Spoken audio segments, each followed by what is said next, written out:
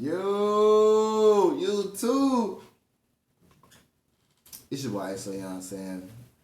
Make sure y'all go follow the Twitch at TKTLK ISO. Go follow the TikTok at TKTLK ISO. We trying to hit 25K over there on TikTok, and we trying to hit 2K over there on Twitch. We finna post a reaction to this video. Yes, we on stream right now. If y'all want to see it in real time, please come follow the Twitch link in the bio. As you said, we're watching right now is cops who forgot there were cameras in the police station. Let's tap in, let's lock in, let's go.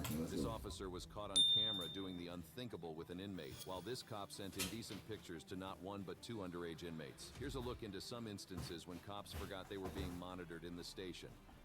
Kawana Jenkins.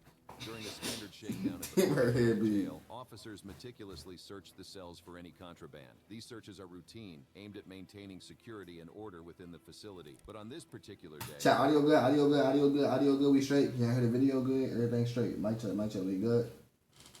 Y'all let me know. Found was far from ordinary. Among the items confiscated by officers during the search was a contraband cell phone. Such devices are strictly prohibited within the jail, as they can be used for illicit communication and activities. But this cell phone held something far more incriminating than anyone could have anticipated. Upon examining the contents of the phone, officers discovered a sexually explicit video. The video showed 36-year-old Kawana Jenkins, a detention officer, engaged in a lewd act with an inmate. In the video, Jenkins can be seen sitting in her uniform in one of the facility's offices, and a man's finger appears near her mouth. She then performs a sexual act.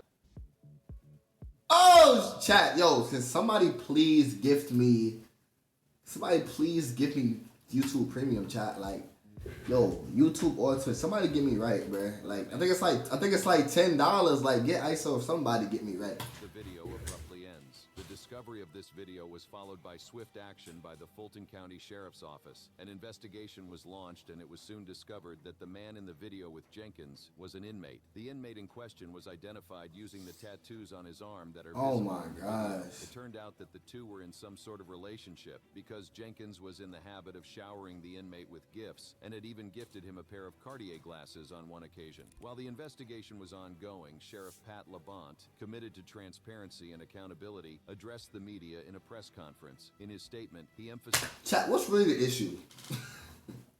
What's really the issue? Like, what's really the issue with that? Like, what's really the, like, she's still doing her job, you feel me? Like, she's still doing her job. Like, she not getting him no special treatment. Feel me? She just getting her little... I can't even defend you, Miss Jenkins. I'm trying, I'm sorry. The importance of upholding the law and the ethical standards expected of all employees. As Sheriff of Fulton County, she got them glasses. What you holding each and every employee accountable to the oath they have taken to protect and serve our community. The actions she was protecting and serving.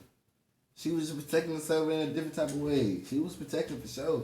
This one individual are certainly not a reflection of the men and women of the Fulton County Sheriff's Office. In the aftermath of the incident, Jenkins was immediately fired, arrested and charged with improper sexual contact, cruelty to inmates, and several other crimes related to her actions. Why is there a bag over her head? Is that necessary? Yo. I'm calling it racist. I'm not gonna lie. Why is there a bag over her head? Like, what we got going on? Like, y'all laughing, bro. Like, what's really going on, bro? How in the world? Why is there a bag over her head? Like she didn't unalive somebody. Can we lock in? Gemma Cooperthwaite. Okay, next person. Cooperthwaite was once a respected correctional officer at the St. Clair County Sheriff's Office. Known for her dedication and professionalism, she was a model officer who took her responsibilities seriously. However, everything changed in July 2014 when she met a young inmate with a long history of criminal activity. The inmate, whose identity remains protected, had a rap sheet filled with 9 felony convictions, primarily for fraud. Despite the inmate's criminal background, Gemma found herself drawn to her. Girl, y'all be on that? Chat, like, I don't know. You know my business. Casual conversations soon evolved into something more personal. According to Gemma, the inmate asked if she could contact her outside of the facility, and she agreed to share her contact information despite knowing that it was a breach of conduct. The inmate began to call That's what I'm saying. asking for various favors. Gemma, believing she was helping someone in need, agreed to drive the inmate to work and even allowed her to use her house to shower during lunch breaks. However, what Gemma saw as acts of kindness, the law saw as an extreme abuse of power. It is possible that at some point, the relationship between Gemma and the inmate deepened, turning not just romantic but sexual. Any relationship... Wait. I'm confused. Is she messing with the girl once she got out? Because she said she's taking her to work and shit. Like, is she messing with... Huh?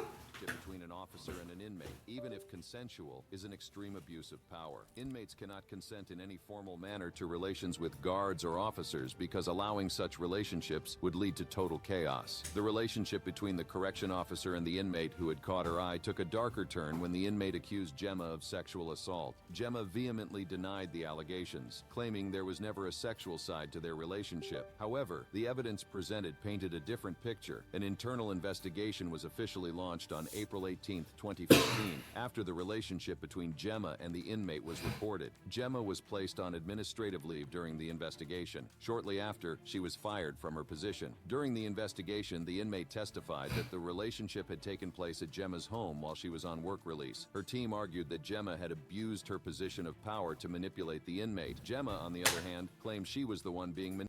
Bro, what? Huh? Like, bro, I'm so confused. I love you want to watch hers again, but I ain't even gonna go back because I'm confused.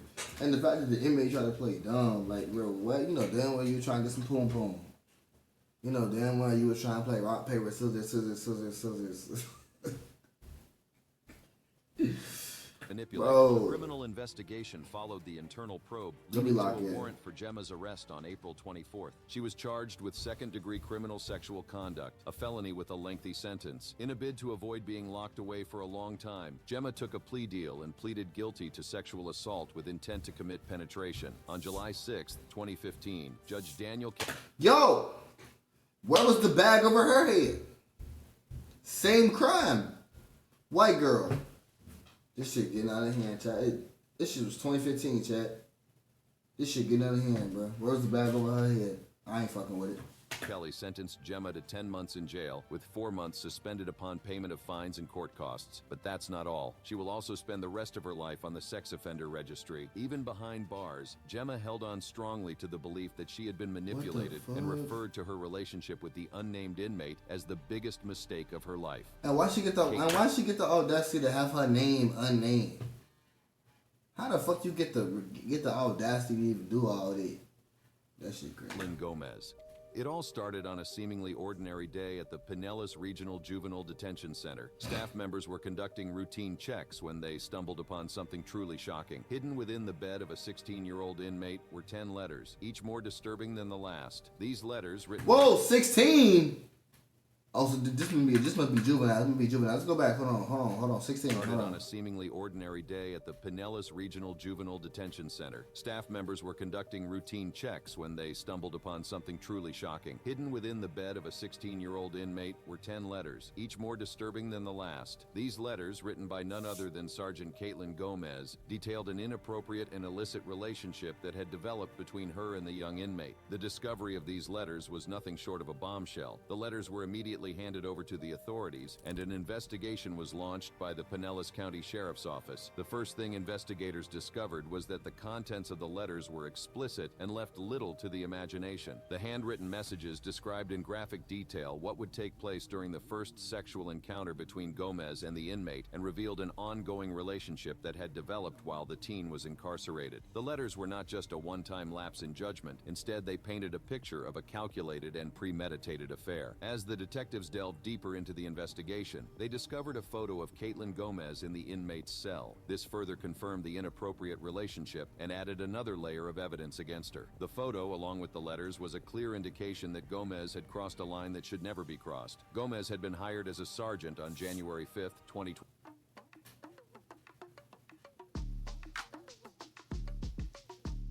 What? 24. Just 3 weeks into her assignment, she was placed in charge of a pod that included the 16-year-old inmate. It was during this time that the relationship between... That's her? That's her right there? who began to develop. Despite being instructed not to be alone with any of the juveniles, Gomez was seen one-on-one with the inmate several times. This raised suspicions among the staff, but no one could have predicted the extent of her actions. When confronted by investigators, Gomez admitted to writing the letters and developing a relationship with the teen. She confessed that she had fantasized about having a sexual relationship with him and even planned to build a life with him once he was released from the detention center. Her admissions were both shocking and disturbing. Gomez was immediately fired from her position and arrested on one count of solicitation of a child to engage in an act that constitutes sexual battery by a person in familial or custodial authority. She was booked into the Pinellas County Jail, where she remains to this day as the investigation is still ongoing. Okay, time out. I think that was her though. Time out. To the girl, you weird as fuck. he a kid, cuz. That's you weird. You weird. I ain't gonna lie to you. To the little nigga, tight shit, nigga. You ain't jail putting that grown boom boom, but I see you, dog. I see you, dog. You 16 behind bars, still get beat. Okay, I heard you. I heard you, little nigga. For sure. Talk your shit. Yeah. Big dog. Zuleika Santiago. So how though you were the fuck? Zuleika Santiago had a promising You were the career in fuck. law enforcement until she started. But to him, forget shout out that little there were bro. Cameras and other officers watching her every No, move. type shit, In her my fault. mid-20s, she My fault. joined the South Carolina Department of Corrections. Oh, let me go back. I'm missing. I'm locked in. Zuleika Santiago had a promising career in law enforcement until she started to forget that there were cameras and other Trying to get you officers. canceled. All right. Relax. It's a little jokey joke. Calm down. Don't get me canceled before I even get started. Her every move. In her mid-20s, she joined the South Carolina Department of Corrections, SCDC, as a correctional officer and was on the way to making a good name for herself. Her role was to maintain order and security within the Union County Detention Center, a facility that houses inmates awaiting trial or serving short sentences. Santiago's initial years at the detention center were marked by her good conduct and dedication to her duties. She quickly earned the All right, respect of her relax, colleagues and my fault. superiors, who saw her as a reliable and competent officer. However, beneath the surface of her seemingly bright career, Santiago was hiding a truly dark secret. She was having an illicit sexual affair with an inmate in the facility. This reckless decision would eventually cause her life to take an unexpected. That's what I'm saying. I think these ain't random videos. These are videos of the other people. That's what I thought. That's why they like. You feel me? That's what I know. Turn. Although it is unclear how the once hidden illicit relationship came to light, the beginning of the investigation into Santiago's conduct can be traced back to a series of suspicious activities observed by her colleagues. Rumors began to circulate within the detention center about Santiago's unusually close interactions with a particular inmate. These interactions, which initially seemed harmless, soon raised red flags among the staff. Concerns were brought to the attention of the facility's administration, prompting a closer look into Santiago's behavior. The administration decided to conduct a discreet internal investigation to gather more information. Surveillance footage from the detention center was reviewed, and interviews were conducted with staff members who had observed Santiago's interactions with the inmate. The findings of the initial investigation were troubling. The footage revealed instances where Santiago was seen entering the inmate's cell for extended periods, and there were reports of inappropriate conversations and physical contact. As the evidence mounted, the administration realized the gravity of the situation and y'all in decided to their escalate business. the investigation. They confronted Santiago with the overwhelming evidence they had gathered, and she eventually admitted to engaging in a sexual relationship with the inmate. She confessed to willfully participating in sexual intercourse with the inmate on multiple occasions, a clear violation of her professional and ethical responsibilities. The South Carolina Department of Corrections acted swiftly in response to Santiago's confession. She was charged with 2 counts of first-degree sexual misconduct with an inmate and subsequently arrested. Santiago was also terminated. Okay, all right, my fault. Y'all right. I'm just saying though, like in reality, nah, it is kind of fucked up because really, but like I feel like these charges just don't make no sense. I think I heard that yesterday. Like if you have intercourse with an inmate, it's considered sexual assault off the gate. Like that don't make no sense. Like how is that considered like actual assault off the gate? Like I don't understand that. Like maybe like a disorderly conduct of your job, but sexual assault is crazy, bro. All them niggas know what they're from her doing. position as a correctional officer, effective immediately. Jordan Trainer. Oh, she ain't get no jail. Sexual misconduct. She ain't get no jail time. And subsequently arrested. Santiago Oh, was she did also get arrested. terminated Okay. from her position as a correctional officer, effective immediately. Jordan Trainer. In June 2018, Jordan Trainer, a prison officer from Wakefield, West Yorkshire, started I ain't gonna lie, why that music changed like that? Y'all heard the music change? It just sound like she just done some fucked up shit. Look at the music. Look at the music. from her position as a correctional It's all officer, cool. effective immediately. Jordan Trainer. In June 2018, Like, man, what the fuck Jordan do? prison officer from Wakefield, West Yorkshire, started working at Weatherby Young Offenders Institution. Trainer, who was married at the time, quickly developed a flip. Married, y'all gotta lock in, bro. Y'all gotta lock in, bro. Married, damn, she did something real. You married, my heart. You got to relax, my heart. Married, like, so you was going home, fucking on the little inmate, then go home. Tired shit. All right, little Jordan. Flirtatious relationship with one of the 17-year-old inmates. This relationship 17, god damn. So you got a grown ass married man, and you decide to cheat, have an affair, break the law, and fuck up your ethics to fuck with a jit.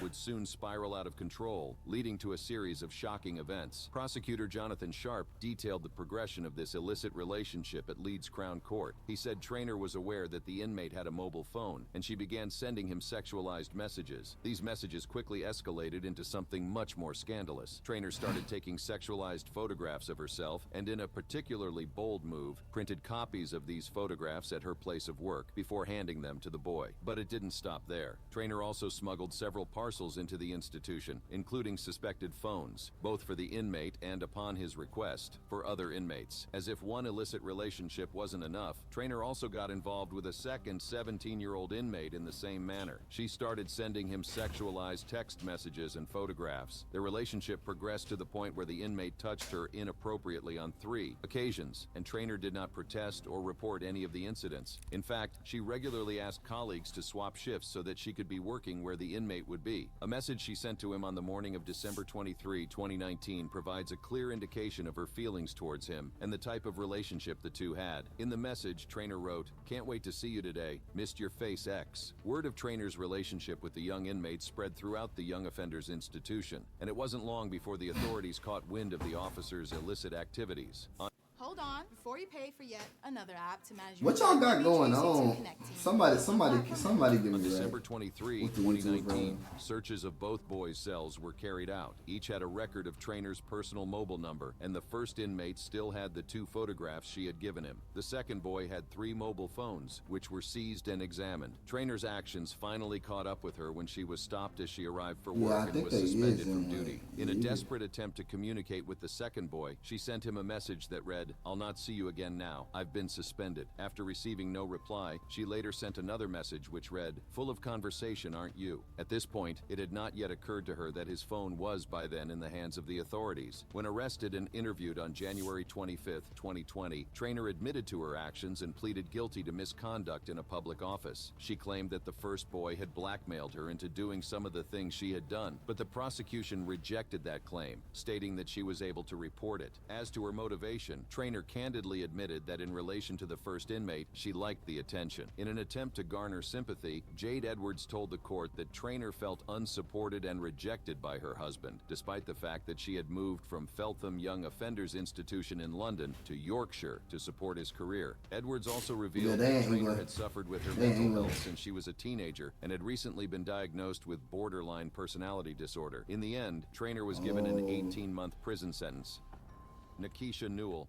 Nikisha Newell's story began in 2017 when she was employed as a corrections officer at Butler County Jail in Ohio. Known for her professionalism and dedication, Nikisha was a trusted member of the staff. However, beneath the surface, a different narrative was unfolding, one that would eventually lead to her downfall. Nikisha's life took a dramatic and unexpected turn when she began an illicit relationship with an inmate. The inmate, whose identity remains undisclosed somehow, managed to gain Nikisha's trust and affection. The relationship between the two quickly escalated into a sexual encounter, which took place within the confines of the jail. The sexual relationship between Nakisha and the inmate was not a one-time occurrence. In fact, it became a regular part of their interactions, with Nakisha using her position to set up these encounters. The inmate, aware of the power dynamics at play and what he stood to gain, did not hesitate to create a bond with Nakisha that was both dangerous and forbidden. As their relationship deepened, Nakisha began to take greater risks. She smuggled contraband items into the jail, further violating strict regulations. Among the items she brought in were a cell phone and electronic cigarettes. These items were not just luxuries for the inmate, they were tools that allowed him to maintain contact with Nakisha and possibly other inmates or external contacts. The cell phone in particular was a significant breach of security, as it could be used to coordinate illegal activities both inside and outside the jail. Unfortunately for Nakisha, the smuggling of contraband items did not go unnoticed for long. Other inmates and staff members began to suspect that something was amiss. The situation reached a tipping point when a tip-off from an observant corrections sergeant led to an internal investigation. The jail's administration, determined to maintain order and security, launched a thorough inquiry into the allegations. Nakisha's actions were examined, and the evidence against her began to mount. The cell phone and electronic cigarettes were discovered, and the nature of her relationship with the inmate was exposed. Nakisha's actions sent shockwaves through the Butler County Jail, and the consequences were inevitable. Nakisha's once promising career as a corrections officer came to an abrupt end when she was fired and arrested. She was charged with 2 counts of sexual battery and illegal conveyance of a communications device into the jail, and after pleading guilty, she was sentenced to 2 years in prison. Emery Waller. Emery Waller began her career with the Arizona Department of Juvenile Corrections in January 2019. At just 25 years old, she was tasked with overseeing young offenders at Adobe Mountain School in Phoenix. Little did anyone know that she would soon land herself in a scandal that would not only shock the community, but also ruin her budding law enforcement career. Among the many young offenders under her supervision was an 18-year-old parolee who had recently been released from Adobe Mountain School. This young man, whose identity remains undisclosed due to legal reasons, was living in a residential home for juvenile offenders. It was here that Waller's inappropriate relationship with him began to take shape. The relationship... Apparently, even in jail, you can't consent to anything because you are under illegal custody. So, a co-sleeping with a prisoner is basically sleeping with a... What? You look that up? Nah, that's actually insane. I was wondering, like, that's not worth it, big dog. Like, that's not worth it, big dog. I ain't gonna lie, that's not worth it. Between Waller and the former inmate initially came to light through a series of explicit Snapchat messages. On January 6th, actually came to light through a series of... Time, baby. Okay, it's going to be fun. I had a lot of fun too. So, no, you don't have to buy them. I will unless you already have some. Explicit Snapchat messages. On January 6th, a fellow youth corrections officer who had been suspicious of Waller's behavior... How you gonna buy the commissary? What you mean? Get my nigga a Snickers. Give my nigga a Snickers. You feel me? Give my nigga a Snickers, and then he give his nigga some Doritos, and his nigga might got some contraband, got him a little rubber, pass the road my way. What you mean? Why they got them? Now they fruity. What you mean? On these messages, the content of the messages was sexually explicit and left no doubt that Waller and the former inmate were involved in a relationship. The youth corrections officer who had uncovered the illicit affair wasted no time in reporting the situation to her superiors. Under Arizona law, it is illegal for anyone employed by the Department of Juvenile Corrections to engage in any sexual act with an offender who is under the supervision of the department. This law is designed to protect vulnerable individuals from exploitation and abuse. Everybody be asking me, man, does the Bluetooth actually work? Bro, you get a month for... As the investigation unfolded, more details about the nature of Waller's relationship with the former inmate began to emerge. The explicit Snapchat messages were just the tip of the iceberg. Investigators soon discovered that the relationship had been ongoing for several months. On January 9th, a special investigator visited the former inmate at his group home in Phoenix. During the interview, the young man admitted to having sexual intercourse with Waller. A parole search of the young man's room uncovered even more damning evidence, including nude photos and videos of Waller on his cell phone. The investigation didn't stop there. Investigators also searched Waller's phone and found multiple sexually explicit pictures and videos of both her and the former inmate. As the investigation into Emery Waller's inappropriate relationship with the former inmate gained momentum, the authorities took swift action to uncover the full extent of her. During the interview, Waller was questioned about her interactions with the former inmate. Initially, she attempted to downplay the nature of their relationship, but the investigators were armed with substantial evidence, including the explicit messages and the young man's confession. In a desperate bid to cover up her actions, Waller requested a restroom break. Unknown to the investigators, she had smuggled an Apple Watch into the interview. Once inside the restroom, Waller used the watch to contact her roommate, instructing her to call the former inmate and tell him to deny and delete everything. This attempt to tamper with evidence only added to the gravity of the situation. Investigators quickly discovered Waller's actions and documented her use of the Apple Watch as an effort to obstruct justice. Faced with overwhelming evidence and the I ain't gonna lie, bro. 12 be like the police are so petty, bro. Like I ain't gonna lie, the police be so petty, bro. Let's say I go rob a bank, bro. Hypothetically, of course, I go rob a bank, right? Let's say I get caught, cool.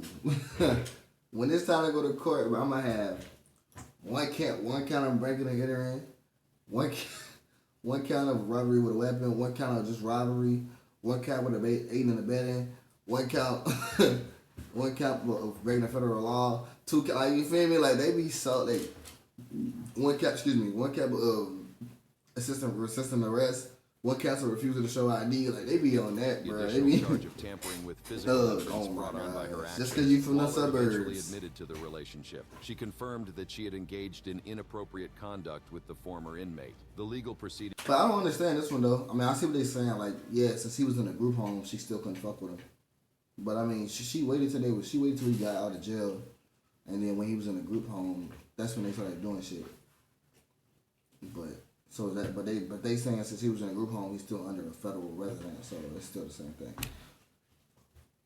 No, he was 18. He was 18.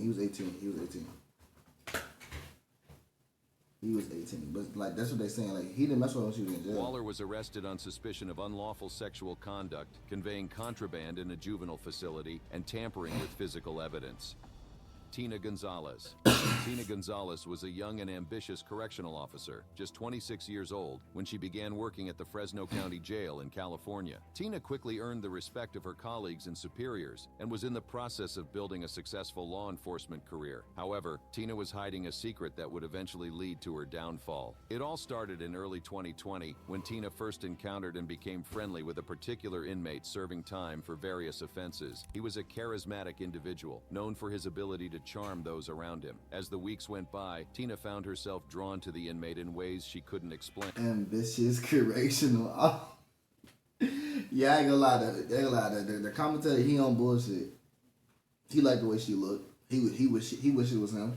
Their conversations became more personal, and Tina started to share details about her life outside the jail. Before long, the relationship between Tina and the inmate took a forbidden turn, and the two began engaging in intimate acts within the confines of the jail. They would meet in secluded areas, away from the prying eyes of other inmates and staff. Tina knew she was risking her career and freedom, but at the time she didn't seem to care. It wasn't long before the inmate began to manipulate Tina into smuggling contraband items into the jail. He convinced her that he needed certain items to make his life behind bars more bearable. At first, Tina was hesitant, but she eventually gave in. She started small, bringing in items like cigarettes and snacks. As their relationship grew stronger, so did the inmate's demands. He began asking Tina to smuggle more dangerous items like cell phones and drugs. Tina complied with his requests. She would carefully plan her smuggling. Oh my God. It's like, bro, like these girls really be like fucking up their whole. You know how long it takes to become a correctional officer? Like, bro. Oh my God. Nah, I ain't gonna lie, Jada. Don't be lying, nigga. Don't be lying, nigga. They gonna have your ass on first 48. They gonna have your ass on first 48. Correctional officer Jada was seen messing with 2 inmates. It be like, you know damn well you're gonna be on that. They're gonna be in that Operation, mugshot. ensuring that she avoided detection by the jail authorities. Despite her best efforts to keep their affair and smuggling activities hidden, Tina's actions did not go unnoticed. Someone who had uncovered the truth about the illicit affair sent in an anonymous tip to the jail's administration, detailing how a male inmate was given a cell phone and was having sex with a correctional officer. This tip led to an investigation being launched, and in record time, the truth about Tina's crimes came to light. During the investigation, allegations surfaced that Tina had cut a hole in her uniform to give the inmate easy access to her body, and that on one occasion she had been intimate with him in presence of about A little glory hole.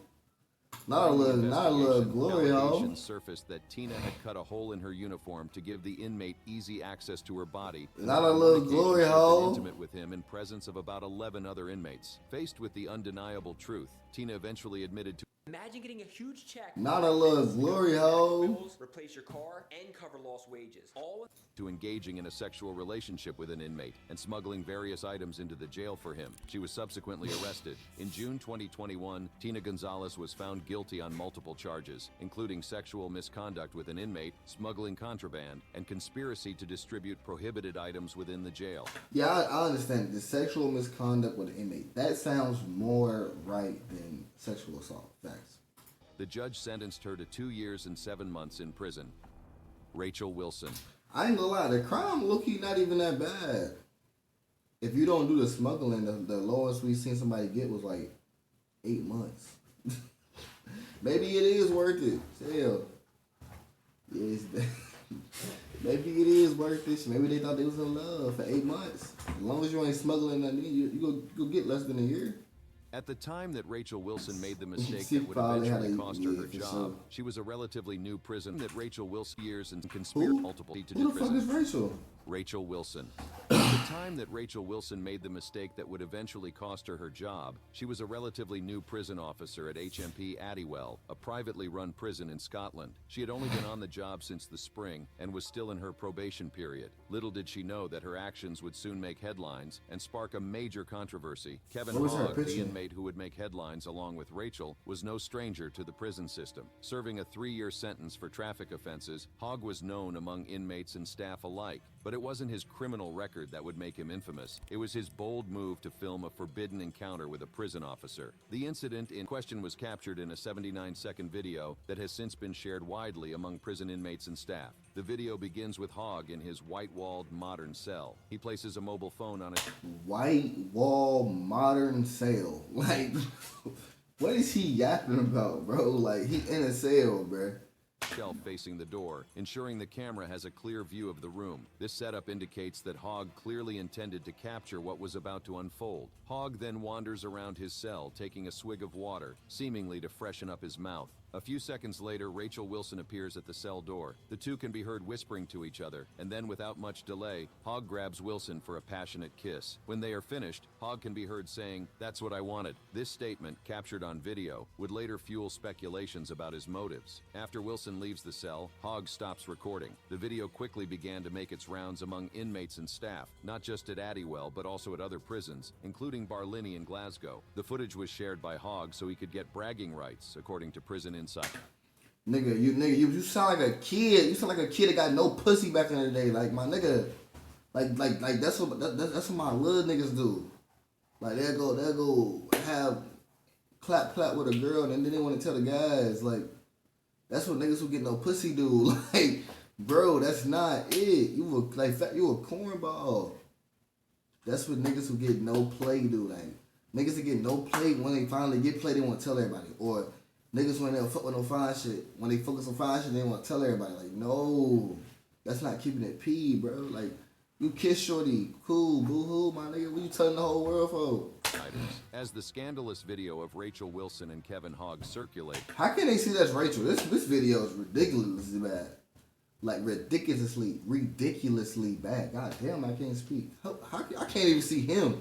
it didn't take long for speculations to start rolling in. One of the theories was that Rachel Wilson had been blackmailed by Hogg into kissing him, but this Ain't no was not the goddamn case. way. A source at Addywell Prison stated, if this was an unwanted approach, then she could have pressed her panic button, but she didn't, proving that she...